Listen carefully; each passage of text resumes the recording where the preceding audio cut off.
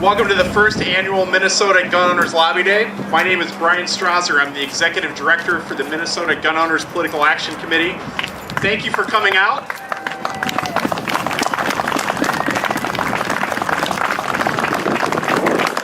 I don't imagine this every Capitol rally where you get your own airplane towing a banner that says self-defense is a human right, but that's how we roll.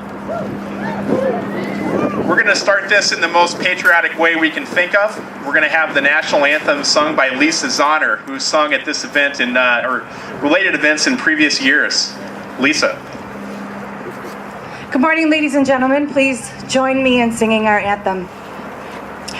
Oh, say, can you see by the dawn's early light what so proudly we hailed at the twilight's last gleaming, whose broad stripes and bright stars through the perilous fight o'er the ramparts we watched were so gallantly streaming, and the rockets' red glare, the bombs bursting in air, gave proof through the night that our flag was still there. Oh, say, does that star-spangled banner yet wave o'er the land of the free and the home of the brave?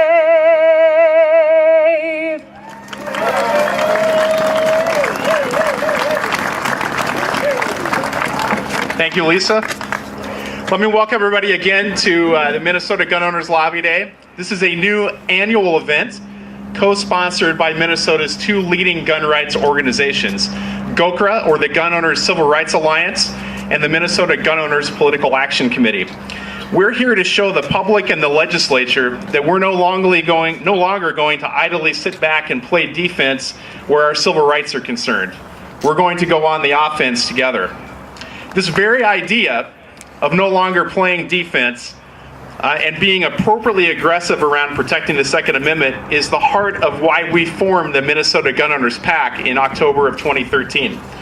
If you remember that legislative session in 2013, we saw every possible anti-rights bill you can imagine be proposed by anti-gun leaders in the House and Senate. And I don't want you to forget about what those were. We saw a bill that under the guise of an assault weapons ban would have banned common hunting rifles, even a youth .22 rifle that we use in hunter safety training today, that we let an 11-year-old shoot and learn to shoot safely. We would have seen confiscation of rifles when the owner died. No possibility of giving that gun to a relative, to your son or daughter. We would have seen a universal registration bill that was so onerous, if you had loaned a rifle to a friend at a deer camp, you would have been a felon and gone to prison. And they even proposed, as a part of one bill, to require gun owners to allow the county sheriff to inspect your home to make sure that you were safely storing your dangerous guns.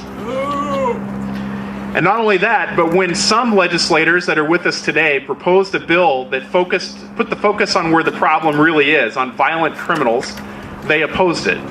And they opposed it quite loudly. But we're not going to put up with that anymore. These bills were soundly defeated because of what all of you did today. You put on your maroon Gocra shirt, you came out to the state capitol, and you showed up in force day after day after day, as a great sign of the grassroots support that the Second Amendment has here in Minnesota. The PAC came about after that session because we took a look at what had gone on and simply said, we can't do this anymore. We need a pro-Second Amendment legislature across the state. We need senators that feel the same way. We need a governor in office here in Minnesota that will stand up and protect the Second Amendment. Working with Gocra, we did exactly that. We surveyed, evaluated, graded, and endorsed candidates across the state. And 80% of our endorsed candidates won election in November of last year. And many of them are here with us today.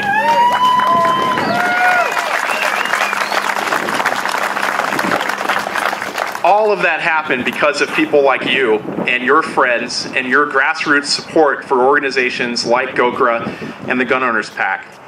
For example, in Albert Lee, it was your efforts that sent home an anti-gun representative who literally got up and walked out of a hearing when people like you and I got up to testify. That candidate, or that representative, was Shannon Savick, and she was soundly defeated by Peggy Bennett, who's up here with us today.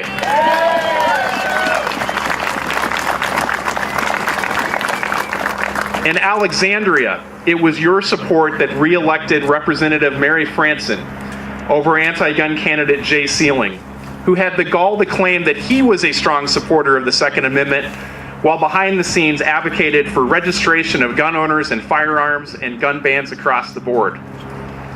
I'm not sure if Mary's up here with us, but she's certainly on our side today.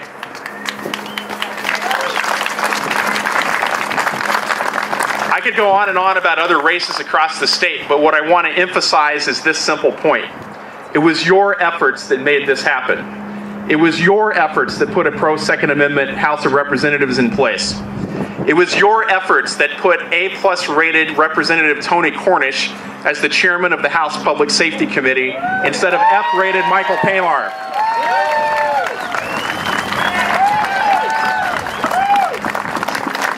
It was your efforts that put A-rated former Waconia Mayor Jim Nash on the Capitol Security Advisory Committee instead of anti-gun politician Michael Pamar. And it was your efforts that put A-rated Representative Kurt Dowd as Minnesota's Speaker of the House. With your help, we're going to do this again in 2016 in the Minnesota Senate. And in 2018, we're going to take the governor's mansion for good measure. With that, I'd like to introduce the Speaker of the House that you helped elect, Representative Kurt Dowd.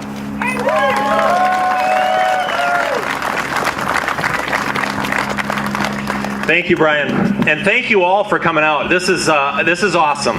I tell you what, we've come a long ways in the last 2 years. I'll take you back to some of the things that Brian talked about. 2 years ago, we had Democrats in complete control of state government. We had people that really wanted to infringe on your Second Amendment rights as the chairs of these major committees and as Speaker of the House. I'm proud to say that over the last 2 years, we fought off all of their efforts to restrict your Second Amendment rights, but we couldn't have done that without your help. And it was exactly what Brian said. It was you showing up and testifying in these committees. And I remember we had to literally set up separate rooms for people to watch the committee hearings because so many of you showed up. That's really what gave us the power to stand strong against the Democrats. And we were able to pull off a few Democrats to vote with us, but we blocked any of those restrictions from becoming law, and I'm very proud of that.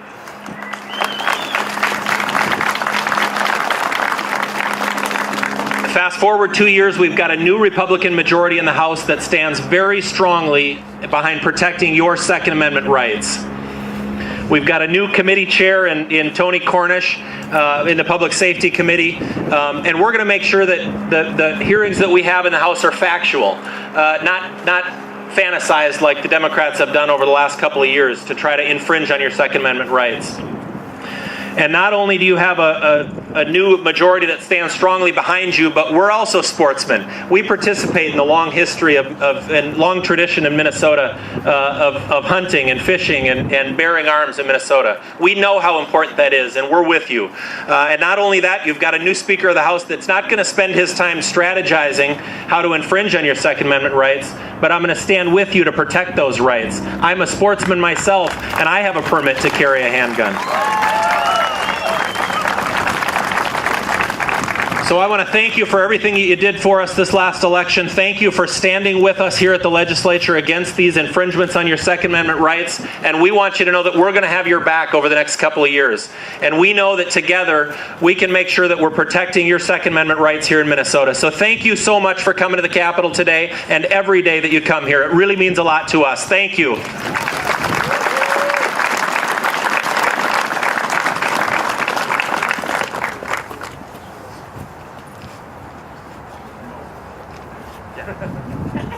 Sorry, we had a brief logistical problem there. Our next speaker is a longtime advocate and friend of both of our organizations, Senator Warren Limmer.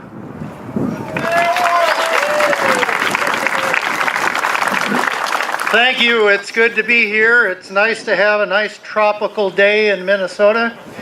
And, it's been an absolute pleasure as I've been in the Minnesota legislature in both chambers to have worked with pro-gun advocates over the last 22 years. And we have made great progress in that time, but as you know, there's always a threat somewhere that wants to push us back.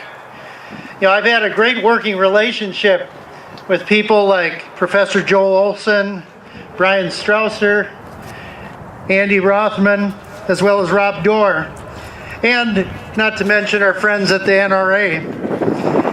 If anyone has paid attention to the news, we know constitutional rights that we hold dear are under attack nearly every day.